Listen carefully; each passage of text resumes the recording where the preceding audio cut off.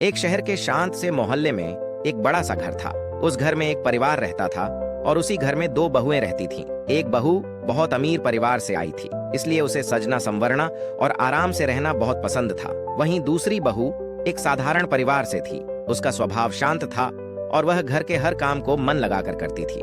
घर में जब भी कोई त्योहार आता या मेहमान आते, सास हमेशा अमीर बहू को अपने पास बैठाती। वह गर्व से मेहमानों से कहती, देखो हमारी बहू कितनी शान से रहती है। मेहमान भी उसकी बात सुनकर मुस्कुरा देते। उधर दूसरी बहू चुपचाप घर का सारा काम संभालती रहती। सुबह जल्दी उठकर आंगन साफ करती, चाय बनाती और फिर रसोई का काम संभाल लेती। दिन भर वह घर के हर छोटे बड़े काम में लगी रहती, लेकिन उसकी मेहनत पर ज्यादा ध्यान नहीं दिया जाता। एक दिन अचानक घर में कई मेहमान आ गए। सास थोड़ी घबरा गई। उसने अमीर बहू से कहा, बेटा आज मेहमानों के लिए कुछ अच्छा सा खाना बना दो। अमीर बहू ने तुरंत जवाब दिया, मुझे इतने लोगों का खाना बनाना नहीं आता। और यह कहकर वह अपने कमरे में चली गई।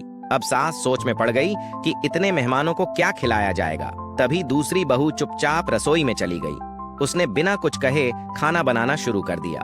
थोड़ी ही देर में दाल, सब्जी, चावल और गरम गरम रोटियां तैयार हो गईं। पूरे घर में स्वादिष्ट खाने की खुशबू फैल गई। जब मेहमानों ने खाना खाया तो सब बहुत खुश हो गए।